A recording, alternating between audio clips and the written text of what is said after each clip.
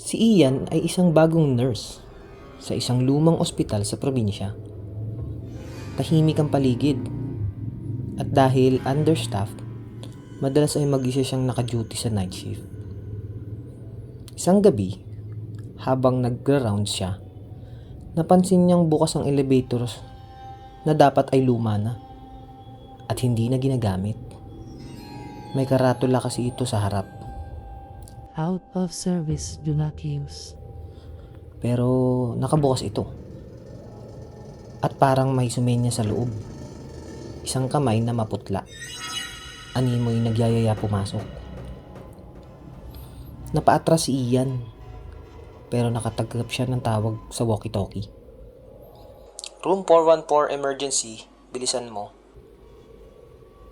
Napakunot-no siya. Room 414? Sa 4th floor? Pero ang ospital nila ay hanggang 3rd floor lang. Walang 4th floor. Sinubukan niya itong iradyo ulit. Pero static lang ang sagot. Dahil nurse siya, naisip niyang baka may bagong wing na hindi niya alam. Nagtungo siya sa elevator. Sa kanyang gulat, gumana ito.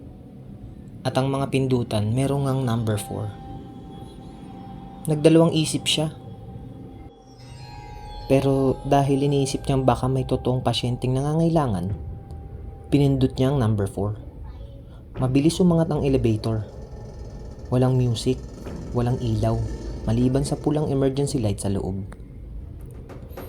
Pagbukas ng pinto, malamig na hangin ang sumalubong. Dilim, walang tao, tahimik. Pero meron ngang room 414. Dulo ng hallway at bukas ang pinto. Dahan-dahan siyang lumapit. At habang papalapit siya, parang may mga bulong na naririnig sa paligid. Bakit bumalik ka? Hindi ka namin pinayagang maalis. Pagbukas niya ng pinto, wala siyang nakita. Maliban sa kama, may taong nakahiga. Nilapitan niya. Ngunit imbis na pasyente, isang nurse din ang nakahiga. At ito'y kamukha niya. Biglang bumukas ang mga mata nito at nagsalita. Ako ang dapat na nandun sa baba, hindi ikaw. Nang tumakbo si Ian palabas, lahat ng pinto sa hallway ay sabay-sabay na bumukas. May mga anino sa loob, nakatingin sa kanya. Lahat ay nakaputing uniforme, mga dating nurse at mga dating doktor, mga hindi na nakalabas. Nang makarating siya sa elevator at bumalik sa 3rd floor, wala na ang number 4 sa panel. Hindi na rin muling bumukas ang elevator. Kinabukasan, sinabi niya ito sa chief nurse. Ngumiti lang ito at sinabing, Huwag mong pansinin yung 4th floor. Dati may ganun talaga. Pero nasunog yun. 5 taon na nakalipas. Asama ang buong night shifting. Pagkatapos na nangyari, pilit na kinalimutan ni Ian ang nakita niya. Hindi na siya bumabanggit tungkol sa room 414 o ang nurse na kamukha niya.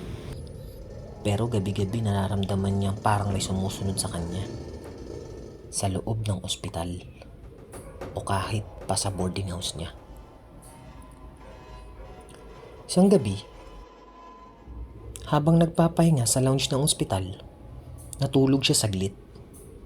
Doon siya nagnaginip. Nasa 4th floor siya ulit. Parehong madilim, parehong malamig. At sa panaginip na yun, naroon ulit ang kamukha niya. Nakatayo sa tabi ng room 414. Dapat ikaw ang naiwan, hindi ako. Bulong nito. Habang unti-unting lumalapit sa kanya, napabalikwas siya ng gising. Kinabukasan, kinausap niya si Aling Mena, matandang janitress na matagal nang naglilinis sa ospital. Tahimik lang ito, pero may matatalim na mata. Parang may alam sa lahat. Ate Mena, sabi niya. Totoo bang nasunog ang 4th floor? Di lang nasunog, iho. Sabi ni Aling Mena. May nawalan ng bait bago pa iyon mangyari. Ayon kay Mena, may isang bagong nurse dati. 5 taon na nakakaraan. Mabait, masipag, pero may trauma sa past. Minsan, na-assign siya na night shift. Kakaiba na raw ang kilos nito noon. Parang hindi natutulog. Laging nakatitig sa salamin. Kung minsan, kinakausap ang sarili. Isang gabi, sinindihan nito ang storage room sa 4th floor. Nakulong ang buong night shift sa loob. Lahat namatay. Ang katawan ng nurse, hindi kailanman natagpuan. Ang sabi ng ilan, hindi siya namatay. Nagtagong kasama ng mga kaluluwa niya doon. Wika ni Aling Mena. Anong pangalan niya? Sagot ni Ian. Ang sabi ni Aling Mena, isa ring Ian. Nanlamig si Ian. Hindi siya pinangalanan ng mga magulang niya. Ian ay pangalan na ibinigay sa kanya ng ampunan kung saan siya lumaki. Walang impormasyon sa pagkatao niya bago siya mag-edad ng 3. At doon niya naalala, meron siyang birthmark sa kaliwang balikat. Katulad ng nurse sa panaginip. Katulad ng nurse sa room 414. Mula nang kausapin si Aling Mena, hindi na mapakali si Ian. Gabi-gabi siyang nananaginip ng pareho. Room 414. Pulang ilaw at ang sariling muka na nakatingin sa pabalik sa kanya. Hanggang sa isang gabi, hindi na lang ito panaginip. Habang naka-duty siya, tumigil bigla ang oras ng wall clock sa station. 2:17 a.m. Sabay-sabay na nagsara ang ilaw sa buong floor, maliban sa isang koridor na may mahinang kumikislap na emergency light. Sa dulo ng hallway, bukas ang elevator. At ngayon, wala na ang karatula. Wala na rin ang lock. Parang inaanyayahan siyang pumasok muli. Nilapitan niya ito. Nanginginig pero determinado. Pagpasok niya, bumukas ang panel at nandoon na naman ang numerong number 4. Pinindot niya ito. Pag-angat ng elevator, unti-unting nawalan ng signal ang kanyang walkie-talkie. Wala ring tunog. Tila ba pinutol na ang koneksyon niya sa mundo sa ibaba. Pagbukas ng pinto, ang dilim ay parang makapal na usok. Ngunit may mga ilaw sa kisame, kumikislap, at naroon muli ang hallway. Maalikabok, sira-sira at ang room 414 bukas. Muling narinig niya ang bulong, "Bakit bumalik ka? Hindi ka makakaalis hanggat hindi mo tinatanggap." Tumayo siya sa harap ng room 414. Sa loob, naroon ang mukha niya. Pero mas maputla, mas payat at may sunog sa balat. "Sino ka talaga?" tanong ni Ian. Ngumiti ito.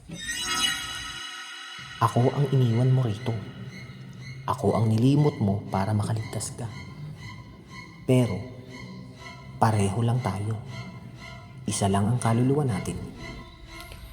Biglang nag-iba ang paligid at ang sahig ay nasusunog. Ang kisame bumabagsak. Nakikita niya na ngayon ang nangyari 5 taon na ang makalipas.